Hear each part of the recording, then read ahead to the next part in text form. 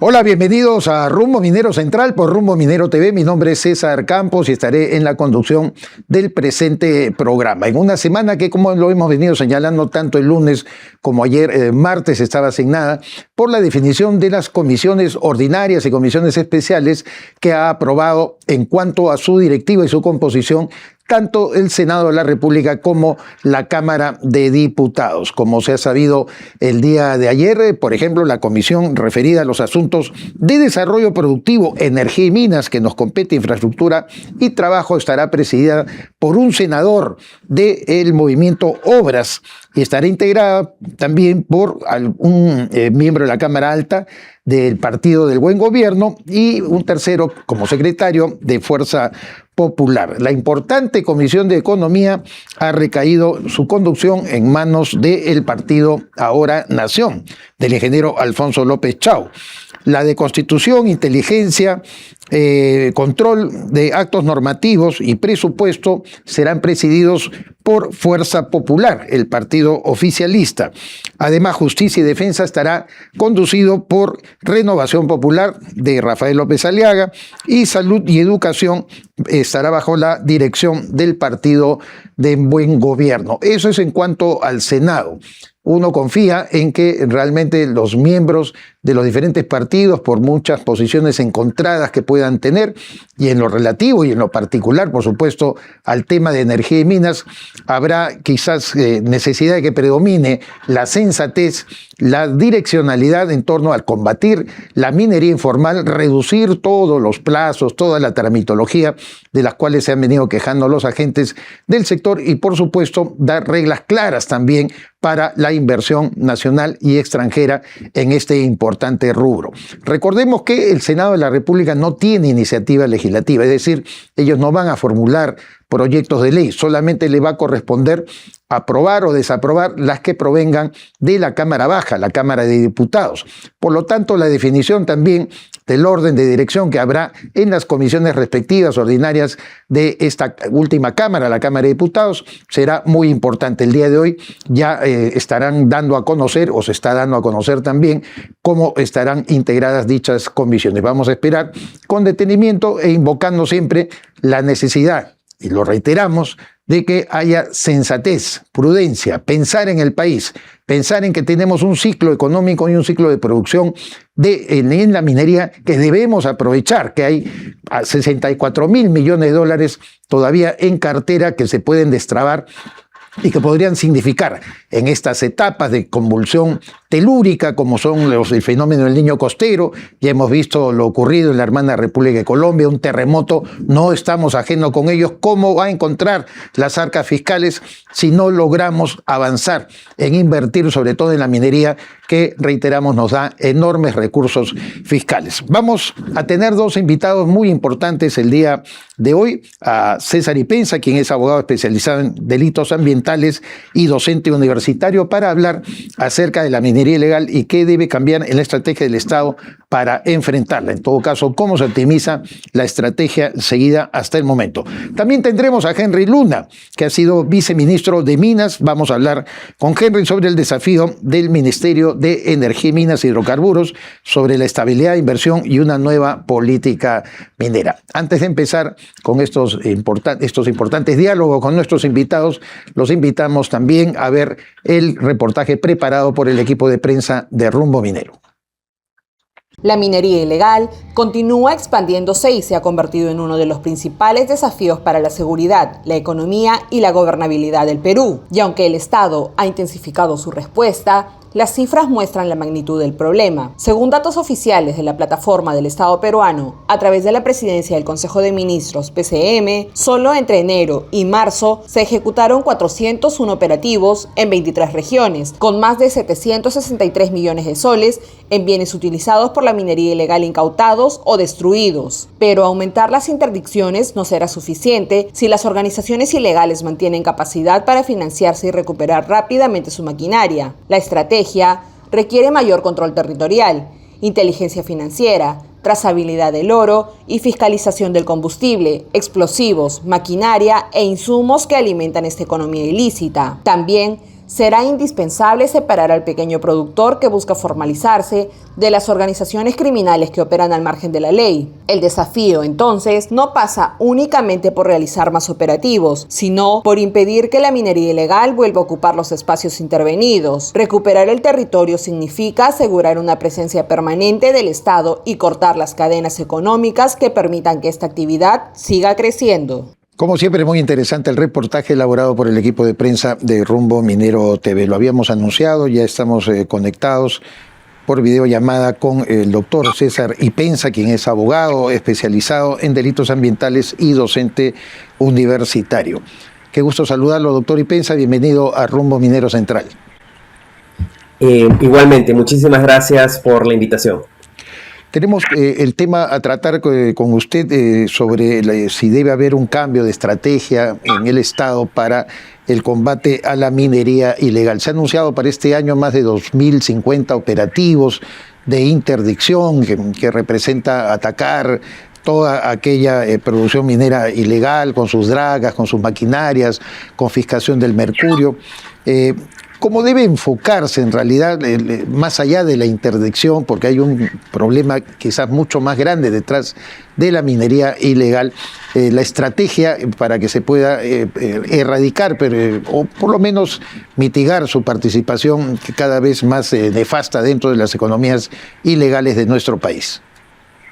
Bueno, en principio yo señalaría que la única herramienta real que tiene la autoridad, el Estado peruano, para luchar contra la minería ilegal son las acciones de interdicción.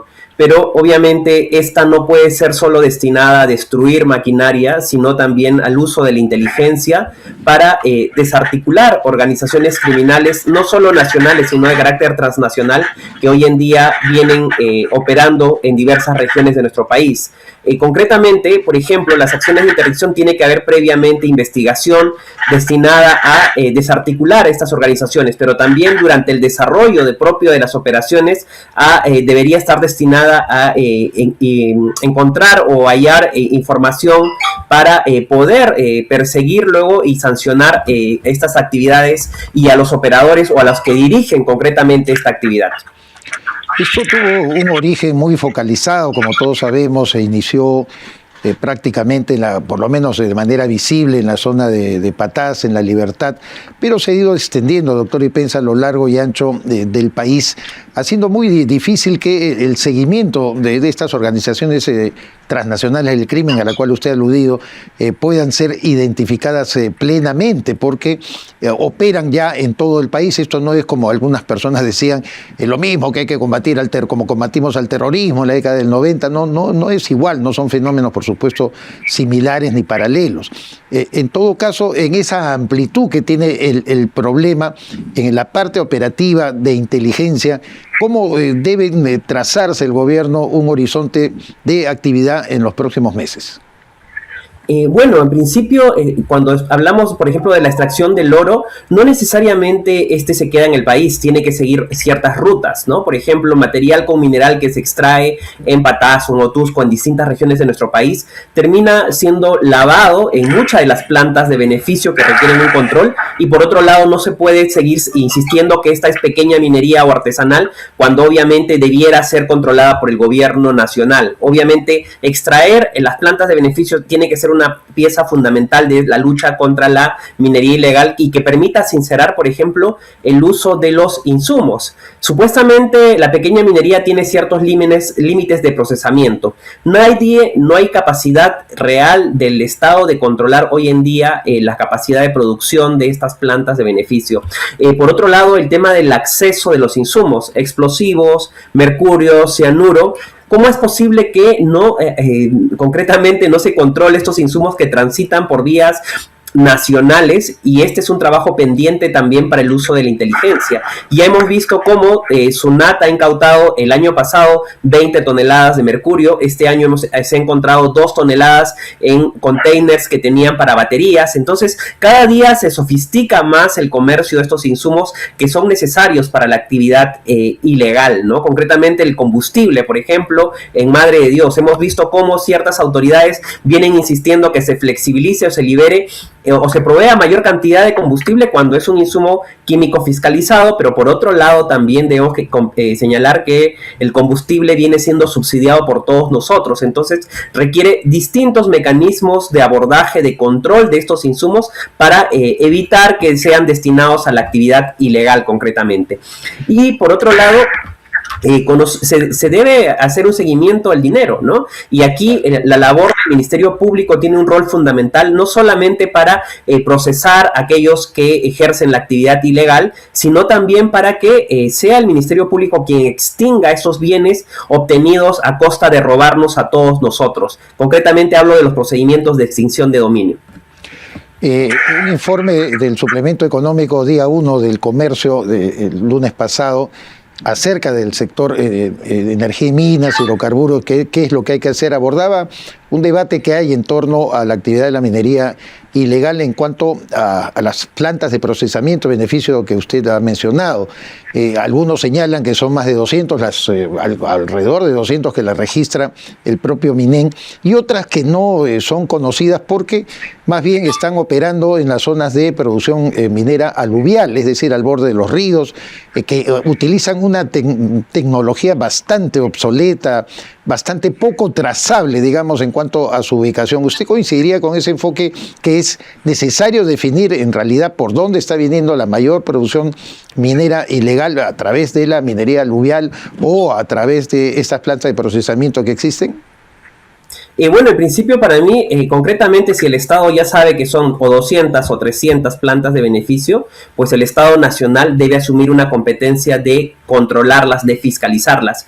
En el pasado se consideraba pequeña minería o artesanal y estaba bajo competencia de los gobiernos regionales que no han tenido ninguna capacidad, ni siquiera herramientas para fiscalizarlas. Entonces, la propuesta es concreta, que sea el organismo de evaluación y fiscalización ambiental que asuma las competencias de fiscalización de estas y que obviamente permita cruzar información de su capacidad de producción en base a los insumos que utiliza y también tengamos sinceramiento de la producción, ¿no? Esto además no solamente tiene que ser con un trabajo manual. Hoy en día el uso de la tecnología satelital, ¿no?, puede permitirnos concretamente cuántos camiones, por ejemplo, ingresan a descargar material con mineral, y esto puede facilitar obviamente el control del Estado y sincerar concretamente si son verdaderamente pequeñas o están ya en el estrato de mediana o gran minería, que para mí particularmente debiera corresponder a ello.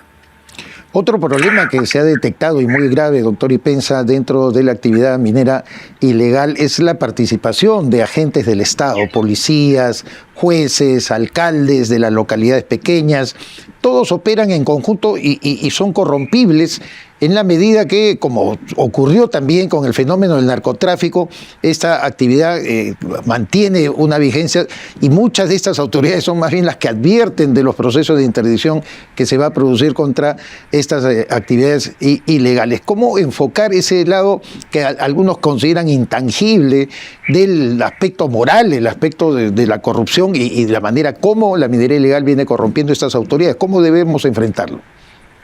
Bueno, los últimos ejemplos de lo que hemos visto de la policía con el Ministerio Público de desarticular a estas organizaciones criminales que han tenido lamentablemente presencia de autoridades que debieran cumplir ciertos roles, ¿no?, y que son parte de la corrupción. Me parece que el uso de la inteligencia y la contrainteligencia juega un rol fundamental para desarticular y sacar del sistema aquellas autoridades que no vienen cumpliendo su rol y que lamentablemente más bien facilitan estas actividades ilegales. Y ya no solamente policías, agentes de aduanas o de SUNAT, de la Marina, del mismo Ministerio Público, ¿no? Toca en todo caso ver que la actividad de la minería ilegal se ha convertido en la principal actividad delictiva del país, la que moviliza la mayor cantidad de dinero, y ya no solamente compra autoridades de ámbito regional, local, nacional, sino están en distintos niveles de poder tomar decisiones o de facilitar que esta actividad se siga perpetuando. Interrogado acerca de la posibilidad de que el Reinfo pueda ser extendido, como todos sabemos, vence en diciembre. El titular de Energía y Minas, el ingeniero Guillermo Chino, ha señalado, sin tomar ninguna determinación sobre ello, o anunciar alguna determinación sobre ello, que sería necesario esperar todavía la aprobación de la ley MAP, es decir, la ley de la minería artesanal y en pequeña escala. ¿Usted coincidiría que necesitamos esa ley MAPE antes de proceder a ver el destino que tendrá el Reinfo, que yo supongo por la composición que tiene actualmente el Congreso, habrá representantes en la Cámara de Diputados y del Senado que pugnarán por su extensión? Bueno, nos han venido insistiendo que para poder resolver la problemática de la formalización necesitamos una ley MAPE. Eso es inexacto. Ninguna norma, ninguna legislación va a resolver ese problema si obviamente no hay un Estado capaz de hacer cumplir, de fiscalizar, de controlar una actividad. Desde el Observatorio de Minería Ilegal nosotros hemos insistido constantemente que no se debe ampliar el Reinfo. No es que el día de ayer recién se ha creado este mecanismo. Llevamos 23 años de existencia y han tenido 23 años de existencia para que puedan cumplir con las exigencias. Si no se puede avanzar con ese proceso de formalización, que es una vía extraordinaria, bueno, en todo caso los señores mineros tendrán que ir por la vía ordinaria, es decir, primero cumplan la ley y luego recién podrán operar. No podemos seguir perpetuando la impunidad que genera esto y sobre todo que el mismo Congreso o el Poder Ejecutivo sigan incumpliendo sentencias del Tribunal Constitucional, como se ha señalado concretamente que se debe eliminar, por ejemplo, la exención de la responsabilidad penal para aquellos mineros que tengan reinfo. Es decir, si usted contamina, si usted afecta derechos fundamentales, pues debe ser procesado por el delito que corresponda, en este caso el delito de minería ilegal. Doctor Ipenza, sin duda alguna, y coincidimos con usted, ese es el aspecto ideal de un país que tiene el imperio del Estado, el imperio de las normas, de sus reglas y por supuesto sus leyes, pero eso no ocurre en el Perú. Lo que pasa es que el problema de la minería ilegal, comparada con la minería informal, es disfrazada a través de esta última, ¿no? Que necesitan todavía plazos determinados, extensión, que además el Estado no les garantiza un seguimiento de cumplimiento de sus acciones de formalización, de tal manera que apenas uno logra formalizarse, una unidad minera que antes era informal, inmediatamente le cae la SUNAFIL, la SUNAT, todas las entidades del Estado que quieren ya tratarlas desde un inicio como si fueran una actividad muy antigua dentro de la formalización. Ese es en realidad un problema que tenemos que superar, ese disfraz social que establece una delgada línea entre la minería informal y la minería ilegal. Sí, sin lugar a dudas, pero además el Estado tiene la obligación de garantizar que todas las actividades se desarrollen en el marco de la ley, ¿no? ¿Por qué tenemos que tener un grupo de ciudadanos por encima de la ley que puede afectar derechos fundamentales y no cumplir la ley mientras dure este eterno proceso de formalización? Y por favor, creo que toca insistir con las nuevas autoridades que han sido electas, que no nos vengan con la excusa y el San Benito de que este es derecho al trabajo o el conflicto social. Pues el Estado debe tener las condiciones y debe implementar las condiciones de saber quiénes son los que financian esa conflictividad social, quiénes son los que generan en efectivo, financian la protesta para hacer que el Estado retroceda. Bueno, deberían estar ya con toda la información, documentándose, informándose de cómo funciona esta situación. Creo que el ministro Chino desde el pasado conoce muy bien cómo funciona el sector energía y minas, y yo le pediría que pueda de alguna manera hacer lo suyo y obviamente permitirnos a todos los ciudadanos que cualquier actividad, en este caso la minera, pueda desarrollarse generando beneficio a toda nuestra sociedad. No podemos seguir con la excusa de que esto da trabajo, o cuando yo cuestiono que sea derecho al trabajo, porque el derecho al trabajo no te da impunidad, no te da la posibilidad de seguir generando tanta destrucción, pero sobre todo para los mismos operadores, ¿no? Que operan en las peores condiciones, donde muchas veces pierden hasta la vida. Entonces esto no puede ser considerado derecho al trabajo, ni nos pueden venir con esta excusa que ya se ha convertido en una constante para evitar que el Estado ejerza su rol. Y la legislación y la normativa está clara. No podemos seguir en este proceso de dilación de la aplicación de la normativa o simplemente evitando cumplir el rol que se tiene y para los que las autoridades han sido electas. Estamos totalmente de acuerdo, doctor Ipenza. Una última consulta. El observatorio formulará algunas recomendaciones en lo que respecta a este tema al nuevo titular del Ministerio de Energía, Minas e Hidrocarburos, Guillermo Chino. ¿Tienen algo elaborado, preparado? Nosotros ya hemos presentado e incluso hemos tenido propuestas para los 100 primeros días de gobierno, y obviamente vamos a tratar de recordar estas propuestas que fueron desarrolladas previo a la elección presidencial. Y bueno, nuevamente creo que desde hace largo tiempo venimos trabajando para que nuestras autoridades asuman un rol mucho más proactivo en defensa de nuestros bienes comunes y de nuestro derecho a gozar de un ambiente sano y equilibrado que tenemos todos los ciudadanos peruanos.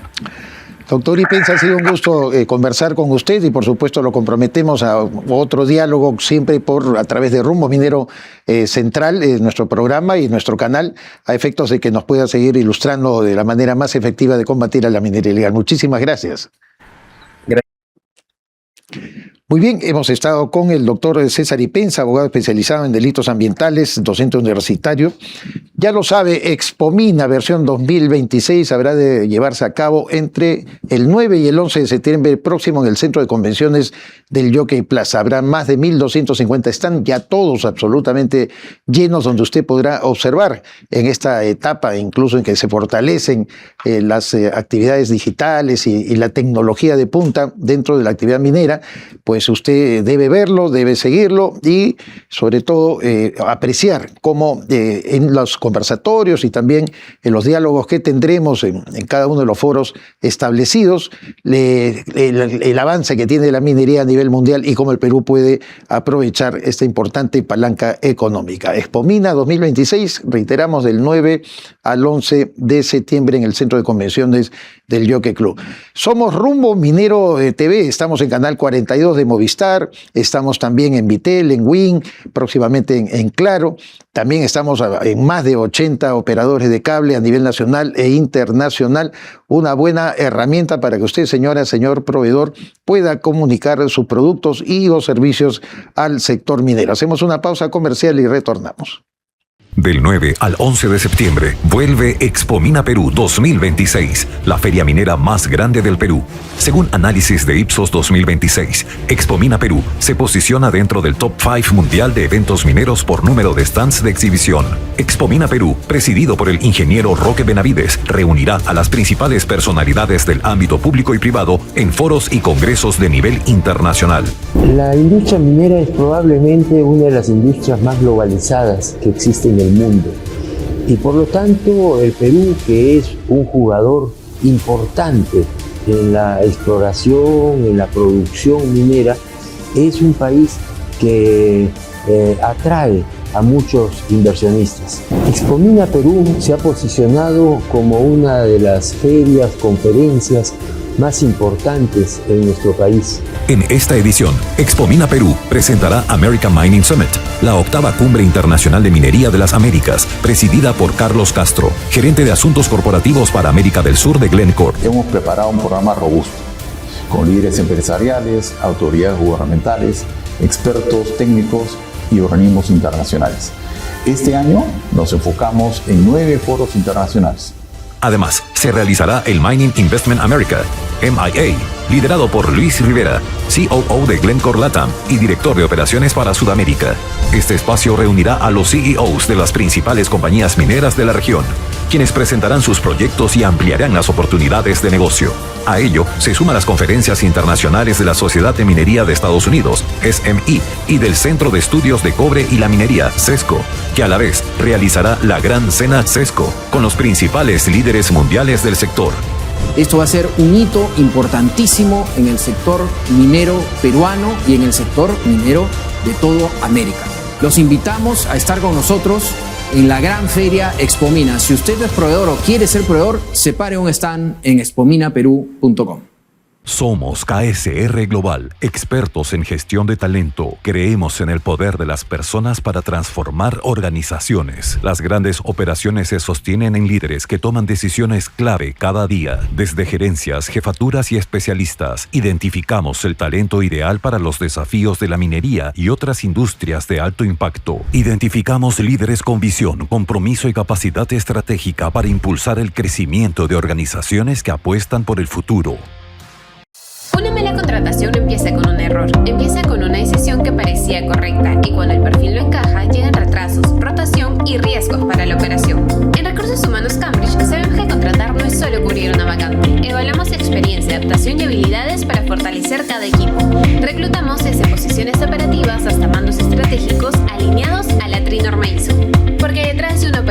sólida, siempre hay una contratación acertada. Recursos Humanos Cambridge, las mejores personas para las personas. En minería, cada minuto de operación cuenta. Por eso, la continuidad depende de componentes capaces de responder bajo presión. En Valflex, la confiabilidad comienza en nuestros procesos de fabricación. Tecnología especializada y controles de calidad bajo estándares europeos se integran en cada etapa para producir mangueras y conexiones hidráulicas diseñadas para condiciones exigentes. Porque la calidad de cada componente protege la continuidad de toda la operación. Valflex.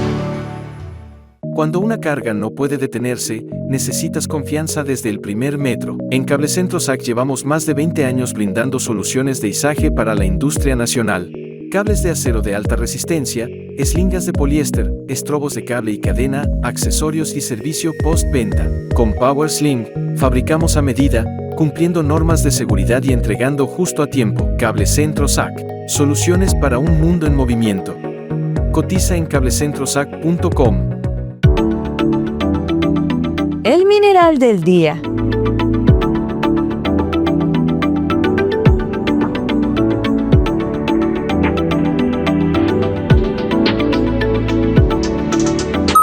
Iridio. Este es un metal que puede resistir como pocos, soportar ambientes altamente corrosivos y sobrevivir a condiciones en las que muchos otros materiales fallarían. El iridio es tan raro que su producción mundial se mide en toneladas muy pequeñas. El iridio pertenece al grupo de los metales del platino y es uno de los elementos más raros que existen en la corteza terrestre. Pero lo que realmente lo hace especial es su extraordinaria resistencia.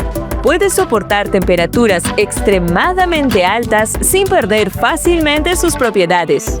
Uno de sus usos más conocidos está en la industria aeroespacial. También se utiliza en equipos científicos, contactos eléctricos especializados y dispositivos que necesitan una gran resistencia al desgaste y a la corrosión. Pero hay un campo donde este metal podría adquirir todavía más importancia: el hidrógeno. Algunos electrolizadores utilizados para producir hidrógeno mediante electricidad y agua emplean catalizadores basados en iridio. Y aquí aparece un desafío. El iridio es extremadamente escaso. Por eso, uno de los grandes retos tecnológicos es encontrar formas de utilizar cantidades cada vez menores de este metal o desarrollar alternativas que puedan cumplir una función similar. Ahora llevémoslo al mapa. Este mineral no se extrae normalmente de una mina dedicada exclusivamente a él. Se obtiene principalmente como subproducto de la extracción y procesamiento de minerales de platino y níquel. La producción está muy concentrada en países con grandes depósitos de metales del grupo del platino, especialmente Sudáfrica y Rusia. Y aquí aparece uno de los datos más fascinantes de este elemento. El iridio también tiene una conexión con la historia de nuestro planeta. Una concentración anormalmente alta de iridio fue encontrada en una capa geológica que coincide con el momento de la extinción de los dinosaurios, hace aproximadamente 66 millones de años. La explicación más aceptada es que un asteroide impactó contra la Tierra y dejó una huella de este elemento en distintas partes del planeta. Es decir, el iridio no solo está relacionado con tecnologías del futuro, también ayudó a los científicos a entender uno de los acontecimientos más importantes de nuestro pasado. El mineral del día, porque entenderlo cambia cómo lo ves.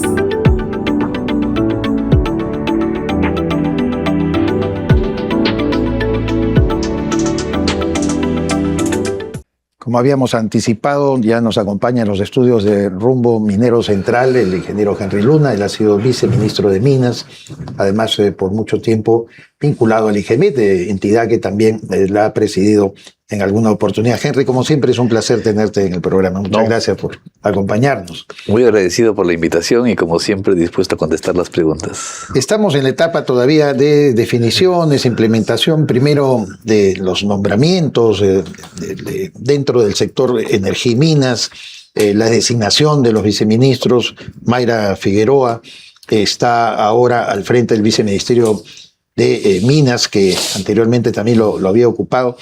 Pero ya Guillermo Chino, el titular del despacho, ha comenzado a anunciar la necesidad de reorganizar sólidamente el sector. Tú que has vivido esto adentro, sobre todo en estos últimos 5 años, exceptuando, por supuesto, la presencia de algunas personas de alta calidad que uno no puede de ninguna manera objetar. Sin embargo, ha sido, como bien dice Guillermo Chino, copado en algunas áreas por recomendaciones políticas, familiares. Ha habido una alta rotación de ministros, viceministros. ¿Cómo crees que debe ser el enfoque de nuestro amigo Guillermo Chino para reorganizar y volver nuevamente meritocrático al sector energía y minas? Creo que es importante el comentario, ¿no? En los últimos 5 años hemos tenido aproximadamente 18 ministros. Así es. Y no es posible para el país, ¿no?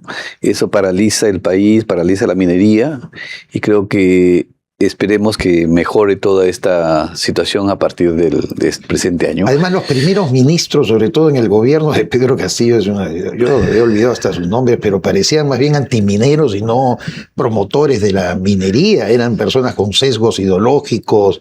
La verdad fue una etapa muy dura que, además, nosotros acá desde Rumbo Minero comenzamos pues a generar ya una observación sobre ello, ¿no? Porque uno puede hacer una crítica a determinadas políticas, pero no pues a voltear completamente la torta hacia otro lado, ¿no? Eso yo creo que fue un inicio fatal, ¿no?, para el sector. Claro, cuando hablo de 18 ministros es a partir del gobierno prácticamente de transición. Ya. Después de PPK han habido esos 18 ministros, ¿no? Entre Martín Vizcarra, claro, el señor Francisco Sagasti. Y creo que eso ha sido, digamos, negativo para el sector, porque no se pueden establecer líneas estratégicas a largo plazo. Cada vez que hay un cambio de ministro, hay nuevos viceministros, hay nuevos directores. Las empresas que dependen del sector también a veces cambian, y eso es negativo para el país, ¿no? Según tu experiencia, pero para hablar en general, no te estoy invitando a sugerirle a Guillermo Chino qué hacer, pero desde tu visión, ¿por dónde empezar esta reorganización, esta manera de reestructurar el Ministerio de Energía y Minas?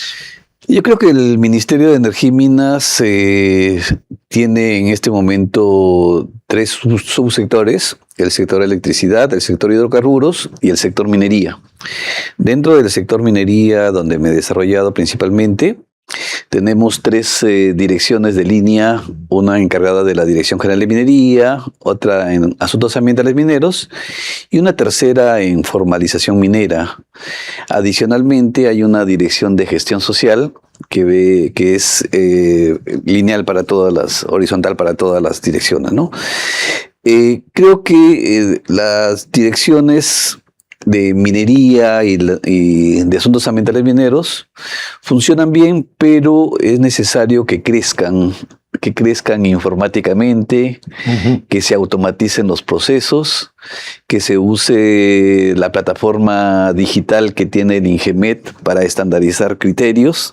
Desde que nace un petitorio, nace con un código, y ese código debe mantenerse en la DGM, en DEGAM, en ALANA, en todas las entidades que forman la ventanilla única digital.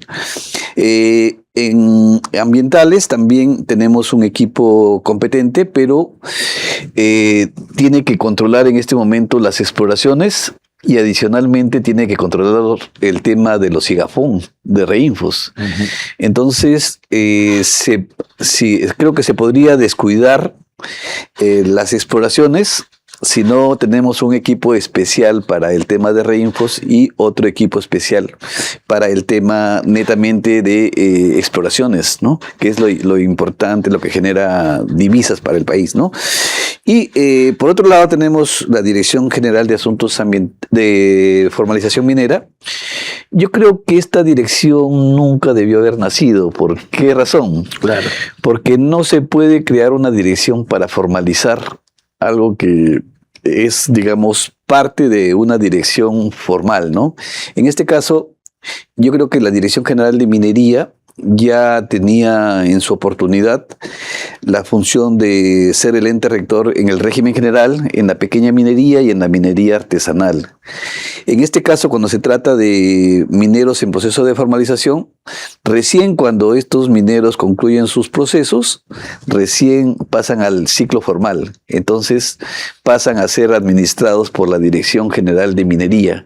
Yo creo que deberíamos hacer una mejora en ese sentido. Por ejemplo, yo sugeriría crear un proyecto o un programa de formalización, pero que se dedique exclusivamente a los 31,000 reinfos vigentes para culminar su proceso en el más corto tiempo posible. Imagínate que en todos los sectores productivos existiera una dirección de formalización, cuando por lo menos deseable es que cada quien que inicie un determinado trámite para registrarse y estar obviamente dentro del ámbito formal de la economía tiene que cumplir pues requisitos, tiene que cumplir plazos, y no tiene por qué haber una dirección o ni siquiera una subdirección de formalización. Eso sería una hecatombe realmente para cualquier esquema de políticas públicas. Claro, y otra mejora que se puede hacer, por ejemplo, es en el tema de la ventanilla única digital, por ejemplo. Exactamente, ¿no? Te quería preguntar sobre eso, ¿no? Porque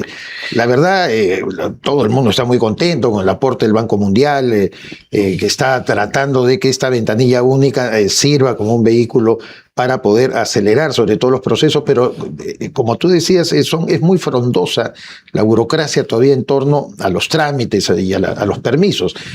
¿Cómo podría modificarse o optimizarse, vamos a decirlo mejor, la ventanilla única para que se puedan acortar esos procesos?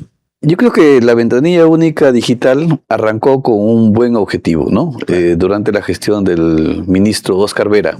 Así es. Y también de la presidencia del Consejo de Ministros. Le dieron un buen impulso, y se logró cumplir la primera etapa, ¿no? Luego viene la gestión del ministro Rómulo Mucho, que concluye esta primera etapa. Y a continuación, las siguientes etapas eran la simplificación administrativa, sobre todo de trámites TUPA, para poder agilizar los procesos. Y la tercera etapa era informática, donde tenía que tenerse un sistema. Yo creo que se paralizó innecesariamente estas dos etapas, ¿no? ¿Por qué razón? Porque el Perú es líder a nivel digital. Tenemos en el INGEMET un sistema de información que es reconocido mundialmente. Así es. Que tiene más de 240 capas de información, que ya está integrado en este momento con varias entidades del Estado. Por ejemplo, ya estamos integrados con CERFOR, con CERNAMP, con el Ministerio de Cultura, con el Ministerio de Energía y Minas, con SUNARP, y nos faltarían algunos temas adicionales, algunas entidades adicionales. Son 10 entidades, ¿no? En segundo lugar, también este sistema ya está integrado con 26 gobiernos regionales. En tercer lugar, para tener un sistema, ¿no?, integrado, necesitamos no solamente el tema informático, claro, sino necesitamos de profesionales que conozcan toda la tramitología para poder simplificarla. En ese sentido, tenemos que ver a los mejores técnicos de la Dirección General de Minería, de ambientales mineros, para que nos den toda la información básica para poder agregarle al sistema que ya tiene el INGEMET, agregarle la parte de concesiones de beneficio, las actividades de explotación, ¿no? Y todo lo que corresponde a la ventanilla única digital. Yo creo que eso es lo más rápido que se puede hacer. Lo otro, estar dependiendo y esperanzados en un Banco Mundial, yo creo que esto no debería ser así. ¿Por qué? ¿Por qué razón? Porque, como te digo, hacer un sistema de información no es hardware,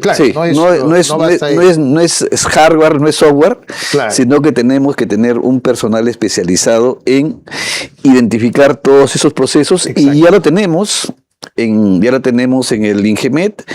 Ya hay un personal especializado en DGM, DGAM, que podrían decirnos qué campos son comunes y poder ingresar a este sistema. Henry, tú has aludido a las TUPA, o sea, los textos únicos de procedimientos administrativos que tiene cada sector del Estado. Y eso es un elemento fundamental, porque sabemos que cada entidad tiene plazos, tiene sus criterios, tiene visiones bajo las cuales han construido esos textos únicos, que es a veces un nudo gordiano y lo más difícil de poder integrar. Debe haber una comisión especial con plazo determinado para poder homogeneizar esas tupas. Yo creo que sí, pero si empezamos por la ventanilla única digital, ¿no? Sí.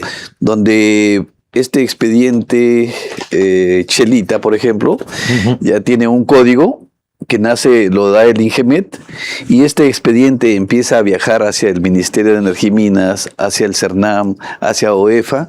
Ya digitalmente no es necesario que vaya físicamente, sino que ya en línea el CERNAM va a tener el documento. Claro. En línea va a tener el Ministerio de Cultura y va a hacer rápidamente ese proceso. No va a crear un nuevo código para cada ministerio, un código, sino que el mismo código que nació en el INGEMET se debe respetar hasta retornar al proceso de titulación y al proceso de autorización. ¿Las tupas? Los tupas, lo que pasa es que, por ejemplo, en el INGEMET se dio una política, ¿no? Antes los tupas normalmente son para ofertar productos, para cobrar al usuario minero, y lo que nosotros, decía el ingeniero Walter Casquino, ya el inversionista ya pagó su derecho de trámite y por lo tanto no podemos estarle cobrando a cada rato por un servicio que ya lo tenemos, ¿no? Y toda nuestra información que tiene el INGEMET está en línea. Entonces puede ser vista por el inversionista no solamente en el país, claro, sino en cualquiera de sus filiales en el mundo. Claro. Entonces eso creemos que es el objetivo principal de esta ventanilla única. Que ayude al sistema de toma de decisiones, pues, a que sea más acelerado. Pero sí, algo importante que se requiere adicionalmente es que haya una evaluación de todo el personal que evalúa los expedientes. Correcto. Que veamos que tenga el hardware y el software necesario, incluso que se use la inteligencia artificial que nos ayuda rápidamente a poder ahora obtener la información, claro, y poder elaborar los informes rápidamente. Analizar sobre todo los criterios. Sí. Finalmente, Henry, quisiera que me des tu comentario, tu opinión acerca de lo que va a ser el destino del Reinfo, que como todos sabemos se vence, entre comillas, en diciembre, pero ya el ministro Guillermo Chino ha señalado que obviamente un tema de esta naturaleza requiere previamente la aprobación de la ley MAPE, es decir, la ley de la minería artesanal y de pequeña escala. Y esa ley, como todos sabemos, lo que había elaborado el exministro Jorge Montero, que nos parece que fue lo más avanzado, se encarpetó en el Congreso. Ese es el riesgo y el peligro, que haya gente con sesgos ideológicos presidiendo comisiones, como fue el señor Víctor Cutipa de Juntos por el Perú en el anterior Congreso. Y simplemente se archivó, o sea, se requiere todavía poner a discusión una ley MAPE. No alcanzará el tiempo para que eso sea aprobado en diciembre. ¿Tú calculas que el Reinfo será ampliado? Yo creo que la ley MAPE ha sido un pretexto para no concluir este proceso de formalización. ¿Por qué razón? Porque ya la ley MAPE se dio en el año 2001, la 27651, que es para la pequeña minería y para la minería artesanal. Además, durante la gestión del ingeniero Rómulo Mucho, se elaboró un proyecto nuevo, sí, claro, tomando como referencia esta ley 27651, haciendo las mejoras correspondientes. Se aprobó en Consejo de Ministros y se presentó al Congreso de la República. Lo que dijeron era que era muy tarde, que se había presentado en el mes de noviembre y que era difícil debatirla para ampliar. Incluso a Rómulo Mucho. Lo censuraron y ampliaron el plazo, ¿no?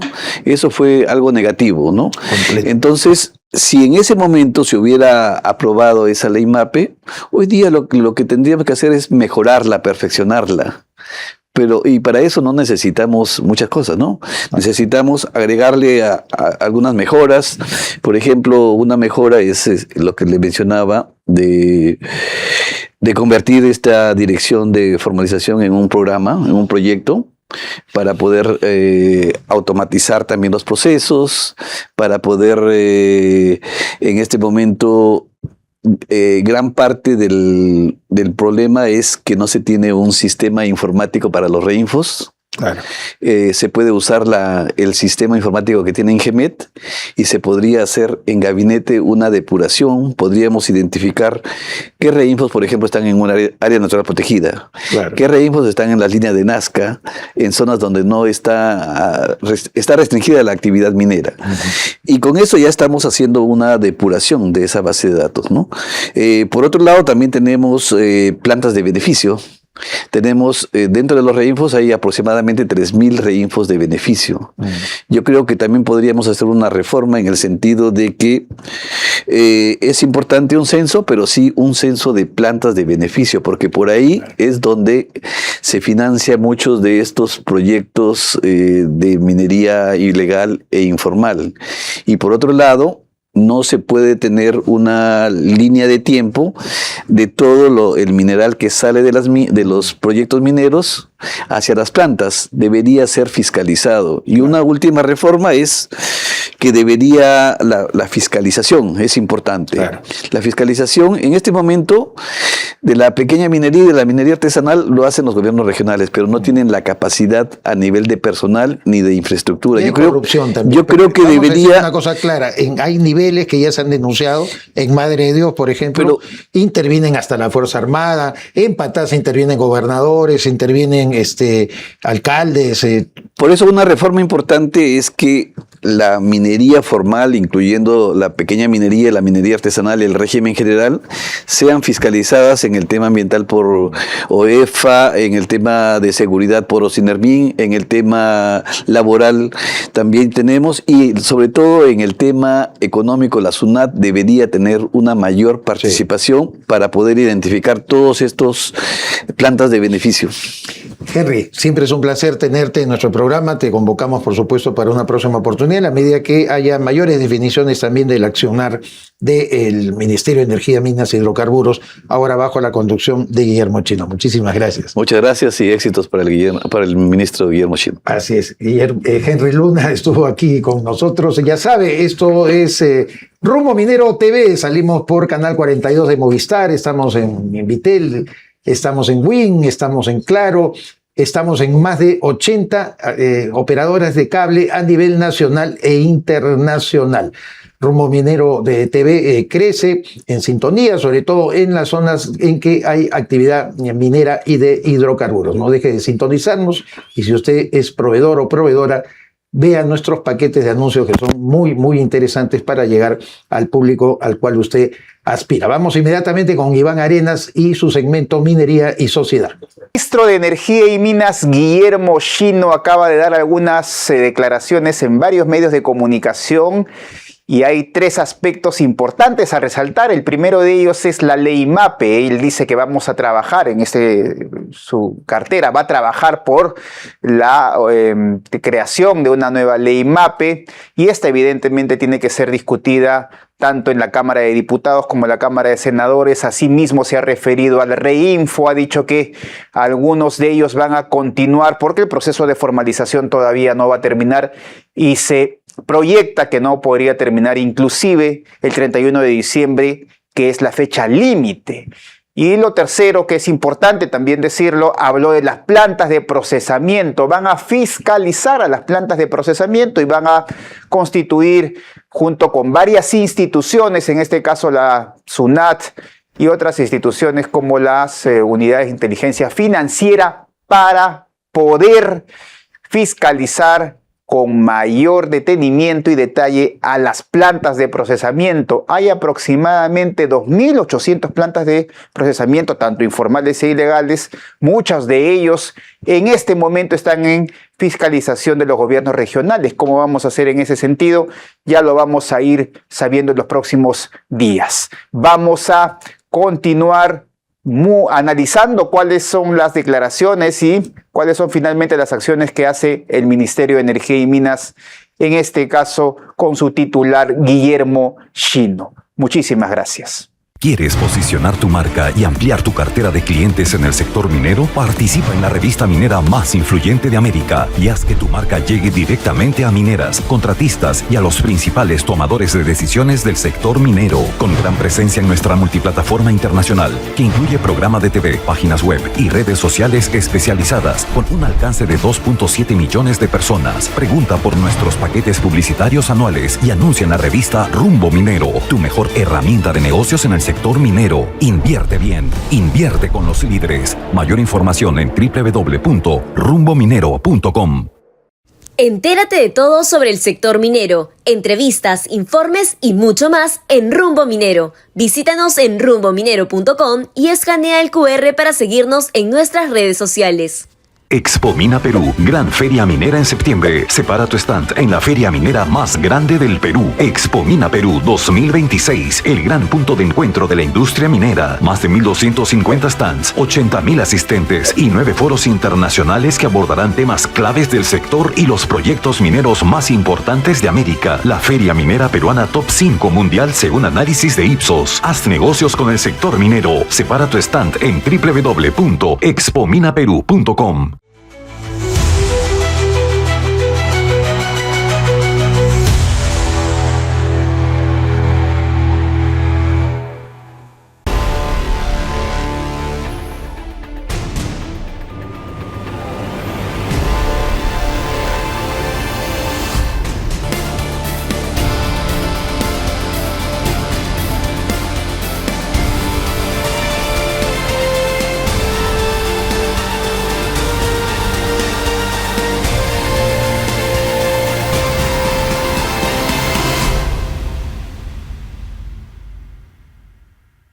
A más servicios Movistar, más beneficios para disfrutar con los tuyos. Con descuentos y sorteos para conciertos, partidos y experiencias. Ingresa a Club Movistar desde el app Mi Movistar. Conéctate para disfrutar.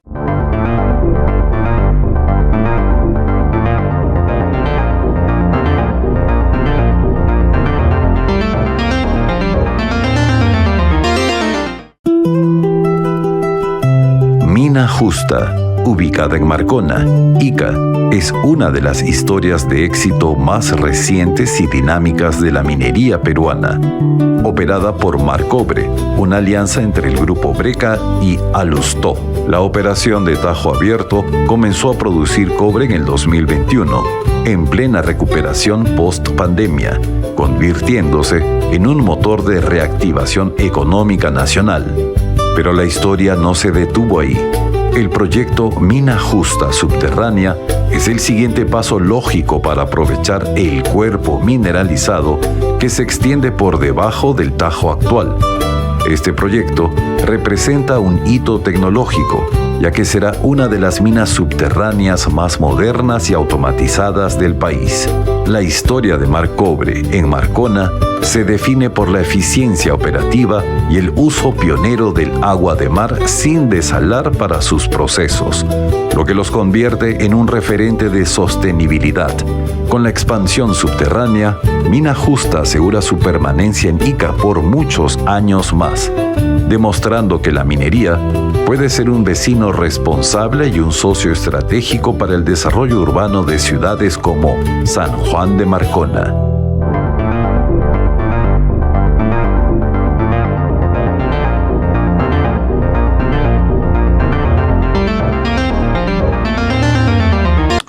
Hemos llegado al final del programa y como ustedes han apreciado, el diálogo que hemos sostenido con el doctor César Ipenza, abogado especializado en delitos ambientales, docente universitario y miembro también del observatorio acerca de la minería ilegal, la actividad esta que tanto daño le hace a la economía peruana, ha resultado muy interesante porque en realidad el doctor Ipenza no le falta razón cuando señala la necesidad de que devolvamos en el Perú el respeto al imperio del derecho, de las normas, de la legalidad, que no podemos seguir disfrazando, entre comillas, de problema social, por ejemplo, a la propia minería ilegal, sabiendo que esta ya ha llegado a un nivel corruptor enorme, tremendo, de autoridades locales, de tantos fiscales, de alcaldes, de policías.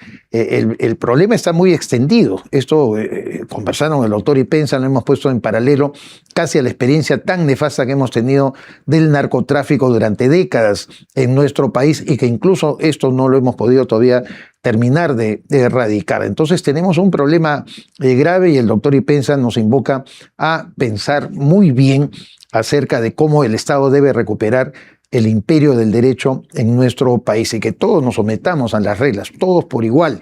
De eso se trata precisamente la democracia. Y el diálogo con Henry Luna, ex viceministro de Minas, ex presidente de Ingemet, acerca de cómo fortalecer al Ministerio de Energía, Minas y Hidrocarburos, ahora dirigido por el ingeniero Guillermo Chino, también ha recibido aportes muy interesantes de parte de nuestro invitado. Henry Luna, como no, conoce de años al sector y él considera de que es necesario, sobre todo, aprovechar esta etapa de automatización, de digitalización, lo que él mismo implementó en Ingemet y que cuántas veces lo hemos conversado acá, representa un avance sustantivo para poder no solamente acortar los plazos, sino darle predictibilidad al sistema de toma de decisiones públicas respecto a las concesiones, a los permisos, a las tareas de supervisión ambiental, fiscalización que debe tener el sector minero. No hay nada mejor que acoplarnos a estos procesos tan veloces de transformación digital